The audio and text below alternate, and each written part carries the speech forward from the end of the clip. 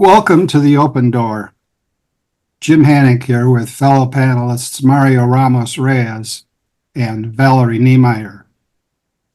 Today, we will virtually visit Norway.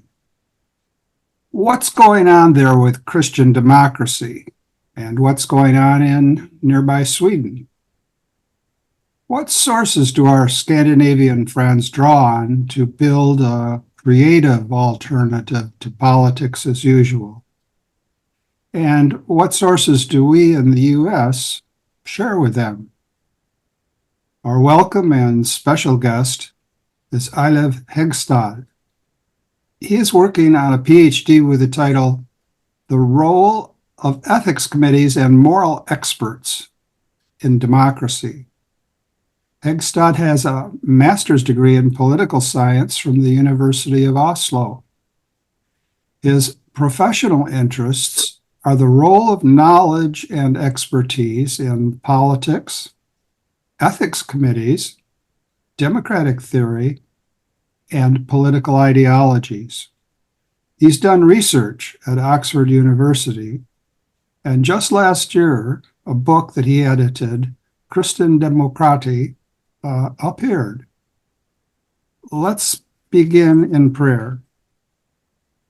Come, Holy Spirit, fill the hearts of your faithful, and enkindle in them the fire of your love.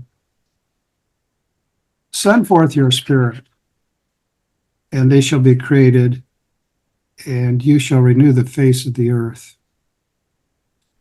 O God, who have taught the hearts of the faithful, by the light of the Holy Spirit, grant that in the same Spirit we may be truly wise and ever rejoice in his consolation.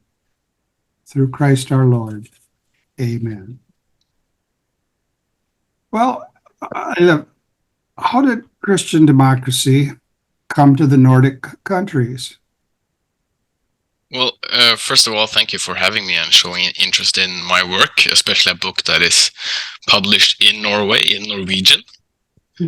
So when I answer these questions, feel free to follow up if I do not explain the Norwegian or the Scandinavian context sufficiently. Because I guess the natural point to start is also to answer the question, what is Christian democracy? Yes. Because I'm sure it might be familiar to some of your listeners and viewers, but perhaps not everyone. It's a European political phenomenon and also a Latin American one. And you could also say that the Christian democratic thought is probably present in the US and in the United Kingdom, although there's no political tradition called Christian democracy. We're starting one. That's very good to hear. So the political scientist Jan Werner Müller, he has written that if one had to choose one movement in ideas and party politics that has created the political world in which Europeans still live today, the answer has to be Christian democracy. So that kind of gives you the idea of the importance of this political movement, at least in Europe. It has been less important in the Nordic countries, a smaller political party, and I'm sure you are familiar with CDU, the Christian Democratic Party, which is kind of the paradigm example of a Christian Democratic Party who has as chancellor in Germany, such as Konrad Adenauer, Helmut Kohl, and Angela Merkel, which probably are or might be familiar names to you. So in the book, my starting point is to say that a Christian democracy, is a political ideology inspired by Christian and especially Catholic social thought that builds on a Christian view of man, subsidiarity, solidarity, and has been the basis of political action, especially by Christian democratic parties. So you asked, how did Christian democracy come to the Nordic countries? But I guess also the question is Christian democracy, did it come to the Nordic countries kind of from abroad, or is it indigenous to the Nordic countries? And there is kind of a dispute there in the scholarly literature. Some scholars have argued that it's what I would think of as Christian democracy is not really Christian democracy. And to back that up, they quote one of the founders of the Christian People's Party that now changed their name some years ago to the Kristendemokrati Party, or the English name to the Christian Democratic Party. So the Christian People's Party is a direct translation of the Norwegian name, Kristelig Folkeparti. This party was formed in 1933, and one of the founders said that they didn't have any foreign ideal or contact with anyone who also formed the Christian Democratic Party. So in that sense, you can say that the party is indigenous to Norway. And the Norwegian party actually inspired the formation of similar parties in other Nordic countries. So the Christian Democratic Party was formed in Finland in 1958, in Sweden in 1964, and in Denmark in 1970. But I think you could say that people in different countries reacted to similar changes in societies. Secularization, for example, more state involvement in the education system, where the church had a lot of responsibility, which was taken away from them. And so in many countries in Europe at similar times and reacting to similar developments, Christian parties or Christian democratic parties are formed. And this is also the case in the Nordic countries. I see good context in that from a broad or indigenous question, I think is an important one to make clear for us. Mario, where should we go with this? I'm curious about what you said. You cited a scholar, I think, and he said something that Christian Democratic Party is unique or is original. What was that expression? I think it caught my attention. Do you mean the quote from Jan Werner Müller? Right. Yeah, I can read it again. He wrote that if one had to choose one movement in ideas and party politics that has created the political world in which Europeans still live today, the answer has to be Christian democracy. Okay. Don't you think that is too optimistic statement? Because if let's say that we mention socialism, social democrat, wouldn't that be another movement which is somehow as important as Christian democracy? Yeah, so Jan Werner Müller is probably a better place to answer that question, because he actually wrote a book, or this quote is from a book that he wrote on 20th century political history. So he also talks about social democracy, but what I usually say when I try to present the book in Norway is that Norway and the Scandinavian countries, to some extent at least, is kind of odd one out, because in Norway especially the social democrats has been very strong and is still very strong. So it's kind of been the party who's most often been in government. They had the majority in parliament after the Second World War and kind of led the development of the welfare state. But in countries such as Germany, Italy, Netherlands, Belgium, that hasn't been the case. It was actually Christian Democrats who were the governing party for much of the after-war period. And so I think that's what Jan Werner Müller is getting at, as well as the European Union being an idea from the Christian Democratic parties to create a common political structure that would hinder another world war. So in that sense, even in Norway, who's not a member of the EU legislation is quite important and forms kind of our lives, etc. So if you think about the institutions that were formed after the Second World War, where Christian Democrats played a very, very significant role, then Christian democracy might be said to give in this place. Okay, thank you. But in what ways has the development of Christian democracy been unique or distinctive from any other political tradition? Well, this is also a kind of a disagreement in the scholarly literature, I guess. Also, what is your take? Well, so to tell you my take, I have to contrast it with other people's takes. That's And fine. so That's if you fine. if you read the Norwegian newspapers, at least, I think also this is true for other journalists, they call the CDU, they call a conservative party. Okay. And seen from a UK context where you have the Labour Party and the Conservative Party, this makes sense, right? The Christian Democrats are often a center-right party, not exclusively, but in Germany they play this role. But so some would say conservative Christian Democrat is the same. It's a little variation, but not too much. But I would say to really understand Christian democracy, you have to see that it's distinct. It's something different.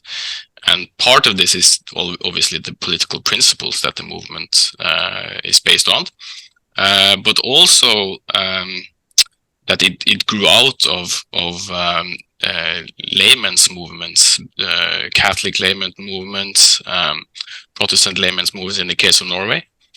And they form from different social groups than the Conservative Party traditional it grew out from, which was kind of more of the bourgeoisie group. Yeah. What about the influence of Luigi Sturzo?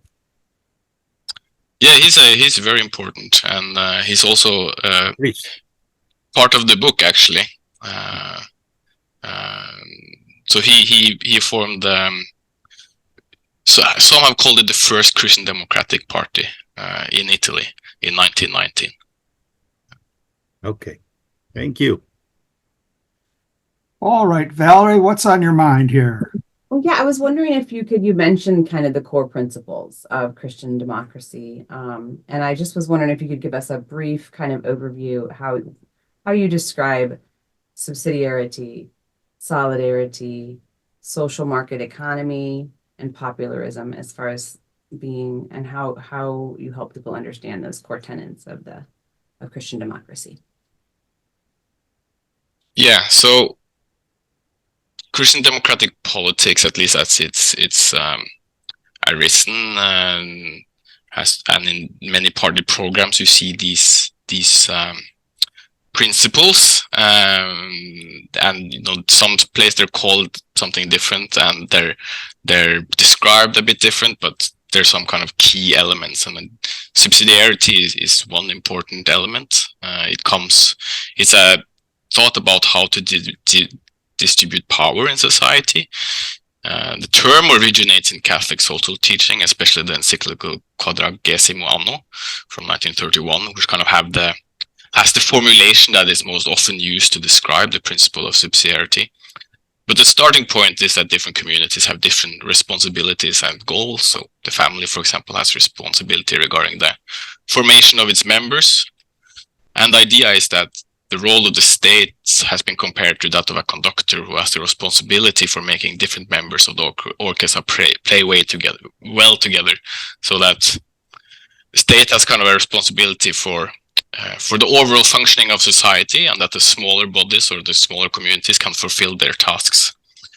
So it's easy to think that this is only an idea about how to distribute power downwards, but it's actually also an idea how some issues have to be put on a higher level. So that's kind of also the idea behind the European Union, that there were some issues that individual countries couldn't solve alone, so you had to delegate them, or so to speak, to a higher level.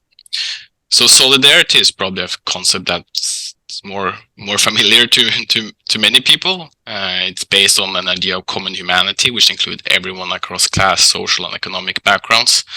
It also includes future generations. And it's basically a duty to care for the people around us, especially the poor in our own society and in the world. Social market economy is kind of the term to describe the Christian democratic way of thinking about economics, and also been called the main Protestant contribution to Christian democratic thought. I'm not sure if that's totally true, but at least it's been noted that is. And it's an idea of social capitalism. So the idea is that the state has to regulate the economy, and then if there's any unfair distributions because of the economy, then the state goes in and tries to alleviate that through welfare programs, for example.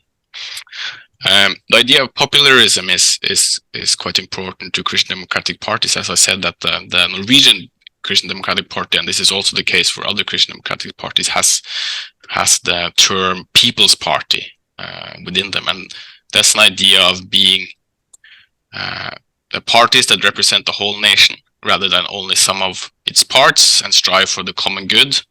Instead of viewing politics as a fight between different interests, politics should be about solving conflicts through inclusion and mediation. And so this can also be contrasted to more of at least the early social democratic parties that were kind of workers' parties and fought for that class in society, while the Christian Democrats wanted to find policies that were good for the whole society. I think that gives you an impression of the main principles. Thank you. It's always good to hear a fresh articulation of what those words mean. So I appreciate that. I'd like to explore with you a couple of those principles. You mentioned, and I think this is right, that solidarity is more familiar than subsidiarity. And in speaking of subsidiarity, you wanted to point out that it's not just top down, but it's also down to top. And you used what I think is a very good metaphor, the director, the conductor of a concert. But now, Mario and I are into philosophy. A lot of people call that deep grass. So I want to see what you think of this principle as a philosophical foundation for subsidiarity. The idea that everything across the board realizes its potential in action. It's in Latin and the scholastic tradition as omniens, everything, omniens, perficitur, is perfected, fulfilled in actu. And the foundation would work this way. Unless citizens are politically active, they can't develop the virtues of citizenship. And without the virtues of citizenship, the state will founder, if not collapse. And so subsidiarity says, yes, we want to aim for the widest activity possible among citizens. And we can't do that if we begin with the assumption that the central state will assign roles. If anything, it should be the reverse. We appeal to the central state when we do need further direction. So the violin section notices that the woodwind section is doing its own thing, but the woodwind section notices that the violinists are doing their own thing, and somebody's got to get their things going together, and then we go to the higher level. But the impetus really comes from beneath, and that's fitting because everything develops its potential in action. Does that connection with a philosophical, indeed a metaphysical principle, does that make sense to you? Yeah, it does. I think that's a good way to explain the basis of subsidiarity. And so, because I perhaps misleadingly said that it's also, well, I think the thought is not top down, which I might have sounded like I was saying. You just said that sometimes. Yeah, but I think that the idea is still, I think that what you've said emphasizes that the idea is bottom up. So even when the state takes responsibility for certain things, it's most often should be to actually give the responsibility back down. So, for example, if the violinist is not doing their job right, so the conductor should go and help them practice more or something like that. And then when they're sufficiently practiced, then he should let them be, right? So handle their own responsibility. And so so I think that's kind of the main idea. But the principle of subsidiarity has also been kind of criticized for being too hierarchical. So that actually the state is given a greater role, perhaps, than it would in a different principle that is common in the Reformed tradition, the idea of sphere sovereignty, where it's much more important that these different spheres in society aren't necessarily connected in such a strong way as the principle of subsidiarity might be thought of as doing. And this sphere sovereignty has been quite important for Christian Democrats in the Netherlands, which are Dutch Calvinists. So that's a very similar principle to the idea of subsidiarity, but perhaps a bit different in emphasis. Mm-hmm. Now, also the notion of social market economy. In the American Solidarity Party, which is our effort to bring Christian democracy to everyone's kitchen table, we speak more about distributism. And when we speak of distributism, the first response that we usually get is, what's that? And who's going to distribute it? What are they going to distribute it? Are they going to try to distribute something of mine? So a lot of us speak in terms of an ownership society to capture the core idea of distributism. We think that as many people as possible should own their own homes, and as many workers as possible should direct the workplace. Neither the state nor the market, but rather the workers themselves. And they need not be workers in a kind of factory sense, but in every context, the people who produce the material goods or the social goods, those people, whenever possible, ought to give direction to the enterprise that does so. And so we call that an ownership economy. How does that square with your idea of a social market economy?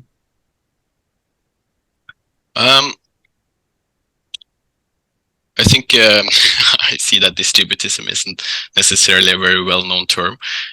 We had this discussion in the Norwegian Kristendemokrati Party about subsidiarity, because it's quite difficult to say, and it's not a very well-known principle. So there's always a thought about how to best communicate the main ideas of a political party.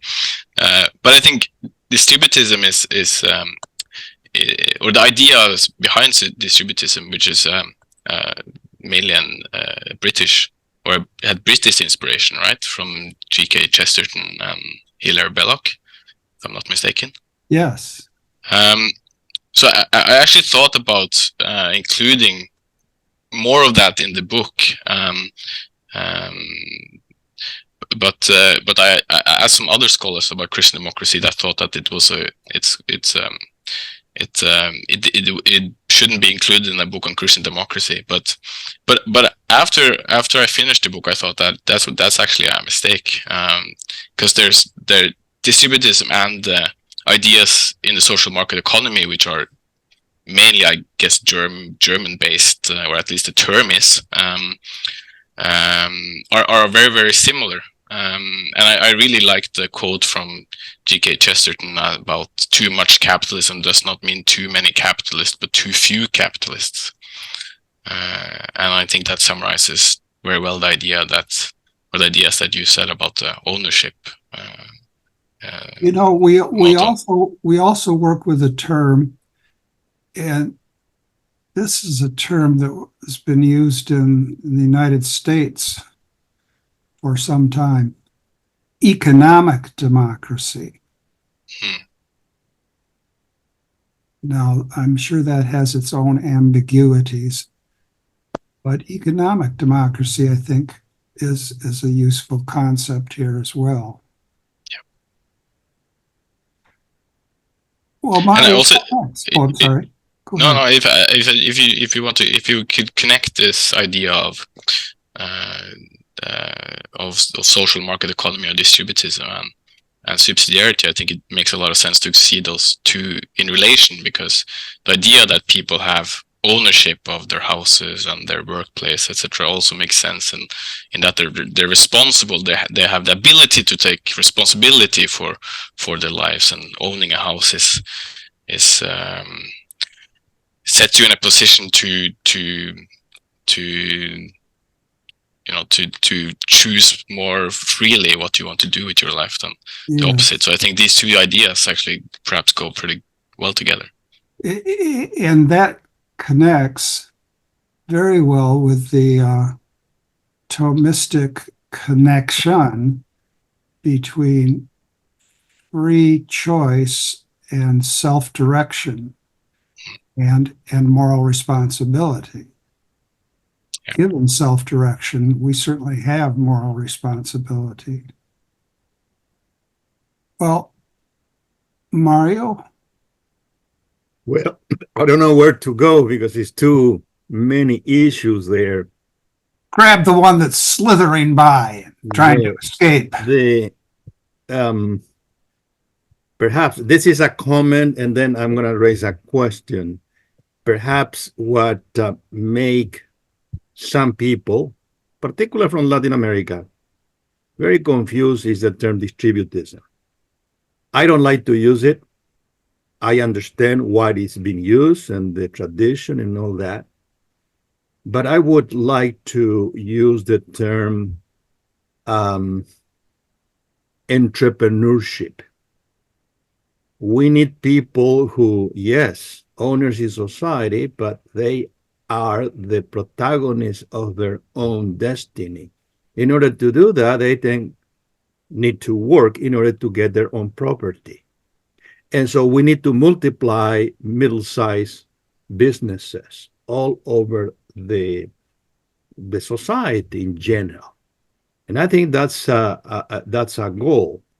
And for that, probably the best method is the principle of subsidiarity. It's not the state, because the state generally what does is control what people think, what people do, and then we run into what is very common in Latin America is not popularism, as I read here, is populism.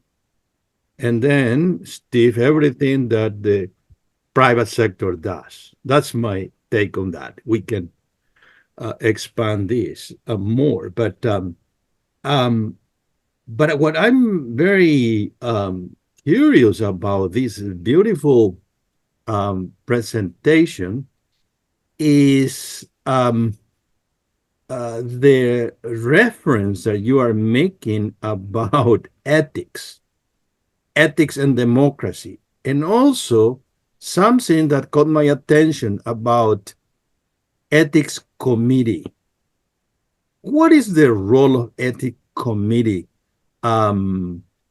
If I can say, in society, in building democracy, in building an awareness of a political commitment. Is there any connection there, or I'm just not raising the right question? I'm not totally sure. Because I'm doing a PhD about ethics committees and moral expertise, but I've also done this book on Christian democracy is kind of a side project. What is the link between ethics and democracy? Is there such a thing? Yeah, I think so. Which one is it?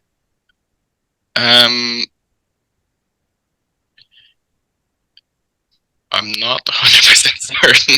I think that's up for discussion as well. But because I think that perhaps the closest connection is at least when I think about ethics, is there's some moral truths, there's some ethical values that you want to build a society on, and we talked about some of these in the context of Christian democratic politics, right? This subsidiarity, social market economy, etc. But I also think as when you think about democracy, you want there to be some constraints on democracy, and that's at least the Christian democratic thought in the way that Jan Werner Müller puts it in his book, that actually there has to be some constraints on democracy. And I think, at least when I think of morality, ethics in that context, you think about human rights, you think that democracy has to be based on a respect for the human person, and I think that connects perhaps well with ethics and democracy. But I'm not sure if that was the thought that you had. Well, I think that's a very interesting take, but I wouldn't call that restraint or constraint. I think democracy must be much with another view of politics, which is republicanism. It's a republic. Our democracies are republican with a small r, which means their power is limited. Their power are balanced. And so human rights are part of this package, which come from constitutional democracy, which are generally what we have in the Western world, if you will, today. So, but again, there is a role there in this constitutional republic for what we call ethics, or should have. And that's what is the link, because that's a very interesting debate today, because you talk about the European Union as a result or a consequences of Christian democracy project. Now, I agree with you from the beginning.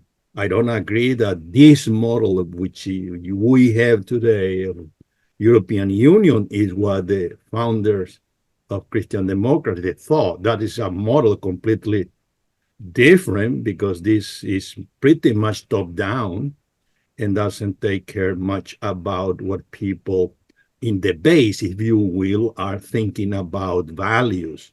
In other words, the structure as it is today, correct me if I'm wrong, doesn't take into account the principle of subsidiarity in many ways.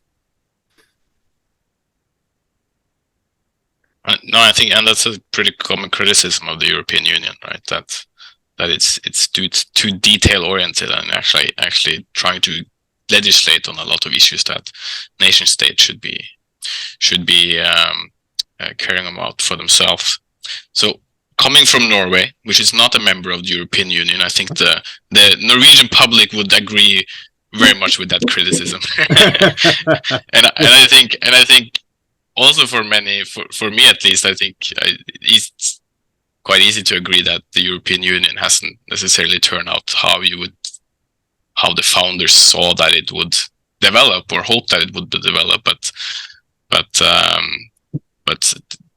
my another take on it, at least from my perspective after working so much on Christian democracy, is that actually Norway perhaps should be a member of the European Union, especially now that when you have war in Europe once again, and that actually the European Union was a project about peace, about creating peace, about creating brotherhood in Europe. And actually Norway should probably be a part of that project. But of course, there's the other argument against that. It cares too much about details that it shouldn't get involved in. Thank you. Yes. Eilev, I'm curious. I just want you to be able to share with us since you're delving into this question of moral expertise and ethics committees and how they can have a role or a task in the project of Christian democracy. What can you just kind of share with us? Who, for example, would be a moral expert, and what does an ethics committee look like? Or do they exist? Are you hoping that they get developed? I mean, I'm pretty ignorant. So, I mean, are there ethics committee out there doing work? If not, what would it look like, and how would we know if it would achieve what it's going for? So, just tell us what you're learning as you're doing this work and this research. Yeah, so the starting point for the research actually that there are a lot of ethics committees, and increasingly so, I think. Development that's begun in the, I think, 1970s, and now a lot of countries have these national ethics councils, which consist of experts in medicine, in biology, in ethics, and they give advice to governments on what legislation to put in most often in the area of bioethics. So questions just have to do with in vitro fertilization, surrogacy, the use of CRISPR technology, the developments in biotechnology. So kind of these committees that I'm really interested in, and of course when these committees have as members professional ethicists, either they are bioethicists, they are professional philosophers, or moral theologians, the question kind of arises, like, why are these people on these committees? Right. And that kind of raises the question, are there moral experts, or how should we identify them? How should we think about their expertise on these committees? And I might actually also add that there have been examples of these kind of committees that I'm interested in the US, the President Council on Bioethics, who Leon Cass led from 2001 to 2005. At least my impression is that this committee was kind of disputed or much discussed in the US at the time. And several presidents have had presidential commissions that dealt with bioethics. So in the context of it's quite difficult to answer if there's a moral expert, because to some extent it depends on your worldview and your kind of theory of morality.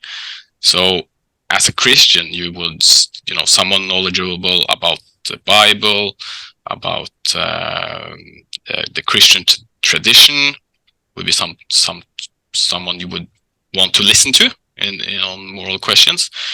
But in a democracy where we have different worldviews, we don't agree about who is a moral expert. So the question is kind of then, how do you think about the question of moral expertise? And my take on it is that actually we're kind of asking the wrong question if we're asking about who is the moral expert in general, because you have to have people with different perspectives on these ethics committees, and people recognize different people as moral experts. So my thought is that instead of trying to find this kind of general moral expert, you should actually try to include a diverse range of moral experts within these different worldviews or within these different moral traditions on ethics committees. So that could be a professor in Catholic theology, it could be a Protestant minister, it could be a philosopher, it could be someone working within medicine day to day that has a really good knowledge of the nuances of the situations that they have to discuss in these committees. There could be a larger group of people than only kind of the philosopher sitting in his armchair and reading books. This is helpful. Thank you. Every once in a while, I try to string together three ideas. The it's always a dicey project. Well, but let me give it a try. Mario is already looking perplexed, knowing what's coming. First, with regard to the European Union maybe trying to deal with too many specifics, once upon a time we had a Swedish Christian Democrat visit us. It was great. And he did mention that in some cases, the party in Sweden drew on unlikely constituents. And he mentioned his brother-in-law, who was deeply concerned about Swedish snuff and how the European market was trying to regulate snuff, the production and use thereof in Sweden. And I thought that was about as nitty-gritty as it gets. Now, our friend from Sweden said he didn't really think that issue was that important, but his brother-in-law sure did.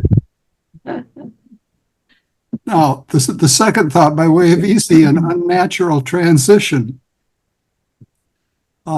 Aristotle wrote the ethics before he wrote the politics, right? And when you read the politics, he often refers back to the ethics, saying, I dealt with that question. Didn't you read the first book? You. So it seems to me that from the get-go in Western philosophy, there's been a deep relationship between ethics and politics. Now, coming to where you were just a moment ago with the committees, I understand your desire to have representative ethics committees, but you also mentioned how very different people's understanding of morality is. And if you tried to put together an ethics committee that had as its four lead figures,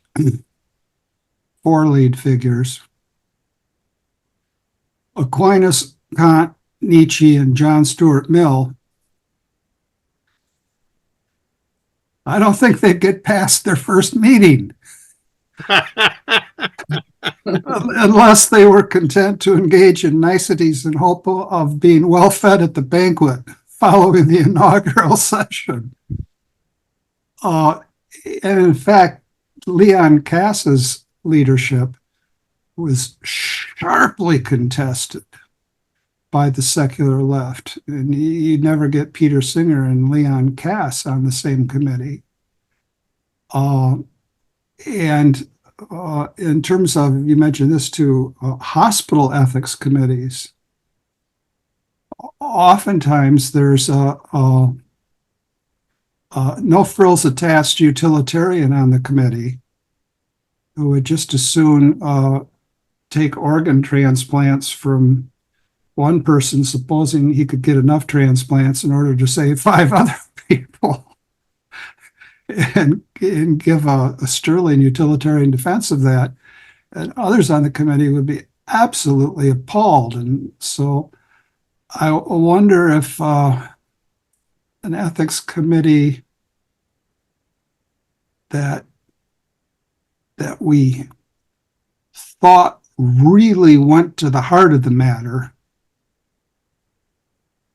would give us anything that was coherent.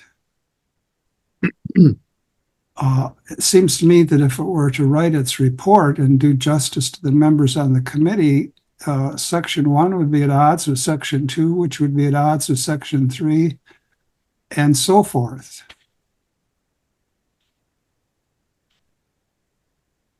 Yeah, I think Valerie made me ask that question. I didn't. no, She emailed me separately and said, "We've got to be prudent, so don't be over anxious. Just ask the question." No, but it's a very relevant question to ask to my proposal, because but first, I would actually really like to be present when Aquinas, Kant, Nietzsche, and John Stuart Mill sat on an ethics committee together. That would be quite an interesting committee, I think. You could pass the snuff around. Yeah, but I think I think partly it's a question of the level of abstraction, because I think that a utilitarian, a natural law theorist, a Kantian might actually agree on a lot of concrete policy issues, even though they disagreed very much about the reasoning for their agreement. And this is not my own idea. This is something that's in the literature that Stephen Tolmien and Albert Johnson has written, that their experience from one of these ethics committees was that they managed, as long as they were talking about concrete issues, concrete cases, concrete policy recommendations, they could they could find consensus. But when they started to talk about the reasoning for why they thought these policy recommendations were correct, that's when the trouble started. But of course, there will be instances where you're not able to agree on even the policy recommendations. And I think especially in the area of bioethics, I'm sure we can think of a lot of questions that a diverse public does not agree on. But then the ethics committee can do another important job. That section 1.1 sets out what the issue is. Describes the kind of the technical issues, the development in the law, the kind of the facts of the case. And then section 1.2 can describe the different views in society on these issues. And then, section 3, they can say why they disagree about the policy recommendations. And then perhaps there's a majority recommendation at the end. But then it's put forward to the public and legislators to decide on the final conclusion, which is how our democracy works. So actually, I think ethics committees can play a very important democratic role, even if they don't agree or can't reach agreement on the policy recommendations. But I think but you may also mention hospital ethics committees, which I think we might actually have to think a bit different about those kind of committees, because the Leon Kass, or the council that Leon Kass led, they were on a policy level, right? So they tried to discuss policy for the whole of the United States, while the hospital ethics committee discusses individual cases a lot of the time. And there, I think, especially if it's let's say a Catholic hospital, for example, there you would actually have to think who's the moral expert or who is considered a moral expert in the Catholic worldview or in Catholicism, while a different hospital could have other criteria for choosing their moral expert to sit on the committee. So there, I think that's the diversity doesn't have to be as great, because the function or the role of the hospital ethics committee is different from these government advisory commissions. A little bit of sphere sovereignty. Yeah, exactly. What came to mind to me as you were talking was just the American Solidarity Party's little phrase, the common good on common ground with common sense. And in that phrase, I hear and embrace an optimism about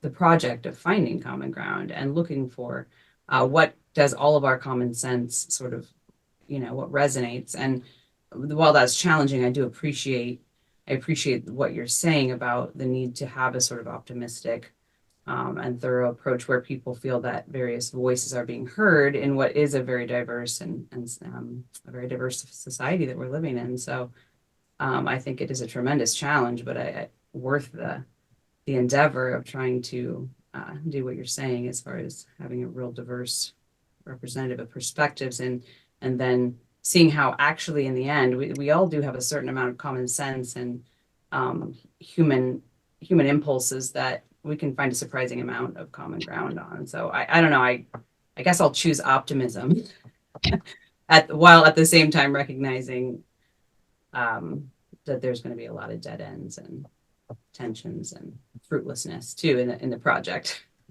You know, Yeah, of course. Mario's been called a tragic optimist. Um, He rises to the bait. I don't want to play the role of troublemaker, but I think I hear you saying things that are very good, very optimistic. But to be honest, you resemble Maritain that once said that we can agree on certain concrete policies, but we may disagree with the reason. In that sense, I'm not strict observant Maritainista. I disagree with Maritain. Sorry to say about that, because we disagree when we apply in concrete cases in any democracy all the time. If the foundation of your democracy is Kant and the foundation of democracy is Aquinas, we have a lot of policy which are completely different. And that is the case in some Latin American countries. And many issues, not only a bioethical issue about subsidiarity itself, about market economy, and so on. But I don't want to get into that because it's too complex. But just one thing I think is very important. And I'm very interested in this topic about committees, ethical committees, how they affect democracy, how important they are for democracy. And I remember, because I'm getting old, when I began teaching ethics, and I ran into a book because I was looking for the best textbook for the students. All the textbooks I was using just propose rules. Modernity is the main part of those texts. In other words, the application and description of utilitarianism, Kantianism, and all that are well explained. But what I found, the student wouldn't really build their morality reading that book or listening to my classes. And we could be discussing for hours an issue that led us generally to a dead end. And then the only conclusion was we agreed to disagree. And then what it was, the result is rampant relativism. And that's very frustrating until I found a text that opened my, I think, limited capacity for reasoning, which is Christine Hoff Sommers. And she argued that all modernity, which is set out by rules, I'm talking about moral philosophy, it doesn't work. We need to go back to the classics. It's not how we ought to do things, it's how we ought to be. It's a question of being. Therefore, we need to go back to the old Aristotle and Aquinas. And democracy is based on that particular virtue ethics. It's not an ethic of rules, it's an ethic of virtues, etc., etc. I don't want to go there. And so that the challenge is how then convey this virtue to students. Well, the approach by this professor was reading stories about heroism, etc., etc. And so my point is that one of the, I'm not an expert, but what I observe, the crisis of democracy is the crisis of who we are. And who we are means that we don't have meaning because we don't have this foundation, which is the ethical foundation. And we don't have this ethical foundation because the family, which is the source, is completely in disarray because of this culture. And that crisis will not be solved by any committee, by any ethical code. That, I think, is the job, if I can use this word, of the church. is the evangelization of the church. In the case of Christian democracy, I think Christian democracy flourished because there was, prior to the building of this political machine, there were what? A good evangelization. That's Catholic Action role. And I think Bishop Barron, to his credit, mentioned that, I don't know, 3 or 4 months ago. We need to start building the Catholic Action, which is build this humus, and then the rest will follow to some extent. I'm not saying that we don't have this structure, legal establishment and all that, but what I'm saying is that the role of this committee is very limited, and it doesn't affect much how democracy works. Well, that's my rant for today. I'm sorry. Well, I have at least a couple of thoughts. I think I actually like the example of Marita when he writes about the way that the Human Rights Declaration was agreed upon, and that actually gives, you know, this isn't so long ago, and the world was quite diverse, so Right. that we could agree on a Human Rights Declaration actually gives some room for optimism, I think. Of course, it happened in a very special time, right after the Second World War, etc. So it's not, but at least it gives kind of a direction to hope, or a direction where it says that, okay, this might actually be possible. But as you say, that it won't always be possible, but I think it's, in a democratic society, we should at least try to find common ground, try to explore where we can come to this kind of agreement.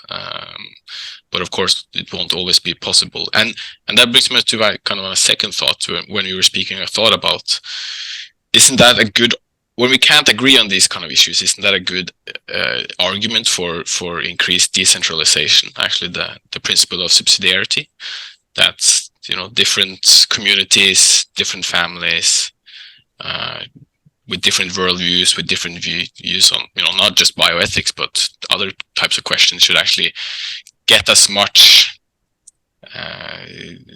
you know, or be able to decide as much as possible about their own lives, so that they can actually live in harmony with what they believe. And I think, you know, in democracies, in legislation, you have to have rules to a certain extent. So these ethics committees have to kind of, in some way, propose rules that, you know, legislate on certain issues. And I think you have to have that. You can always discuss the how many rules you need in different areas. I recently heard that in Norway there's been kind of an explosion in the number of laws. So you get increased specializations within the lawyer profession, and because, you know, you can use digitalization, you can just go tap into the internet to find the different laws, etc. So you don't have to use the book anymore. So now you just like expand on the. But my point is that I think that's part of modern society, that you need laws. But I also so if you want virtue ethics to be kind of how we think about ethics, which I sympathize with, I think that's, as you say, a role for the church, a role for shaping culture, just as much as it's a role for a political party, if that makes sense. Yeah, thank you. We've come to the end of our time, and is always the case, we have a lot more that we could consider. But let's end with considering what's most important, the gospel of our Savior. This is the gospel for today, rather a longer one. On another occasion, Jesus began to teach by the sea. A very large crowd gathered around him, so that he got into a boat on the sea and sat down. And the whole crowd was beside the sea on land, and he taught them at length in parables.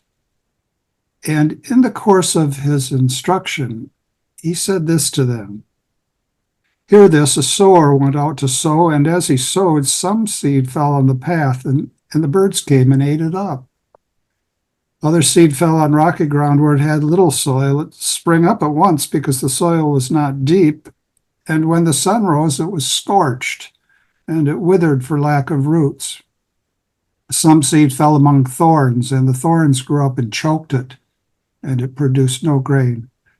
And some seed fell in rich soil and produced fruit. It came up and grew and yielded 30, 60, and 100-fold. He added, whoever has ears to hear ought to hear. And when he was alone, those present along with the 12 questioned him about the parables. He answered them, the mystery of the kingdom of God has been granted to you, but to those outside everything comes in parables, so that they may look and see but not perceive, and hear and listen but not understand, in order that they may not be converted and be forgiven. Jesus said to them, do you understand this parable? Then how will you understand any of the parables? The sower sows the word. These are the ones on the path where the word is sown. As soon as they hear, Satan comes at once and takes away the word sown in them. And these are the ones sown on rocky ground, who, when they hear the word, receive it at once with joy, but they have no roots. They last only for a time. Then when tribulation or persecution comes because of the word, they quickly fall away. Those sown among thorns are another sort. They are the people who hear the word, but worldly anxiety, the lure of riches, and the craving for other things intrude and choke the word, and it bears no fruit. But those sown on rich soil are the ones who hear the word and accept it and bear fruit 30 and 60 and 100-fold. Come, Lord Jesus, come. Thank you very much. Yes, thank you. I have best wishes for your projects. Thank you very much. Thank you for having me. All right. We were Great to have delighted you. that you could join I could us. Take I have care. to say I have to say my mother-in-law is half Norwegian, so I'm a European mutt, a typical kind of American and European mutt. But I'm like happy for my kids that they're like 1/8 Norwegian. And my teenagers started recently trying to learn Norwegian on what's that little app, just for the fun of having like some little language between themselves. Anyway, so and then I read Kirsten Lavransdatter last year. So I mean, just little things that the Lord has put in my life that helped me really appreciate being able to speak with you today from the land of Norway. So thanks again for joining you. us. Well, thank you very much. Have a wonderful day. Okay, bye-bye. You too. It's a pleasure.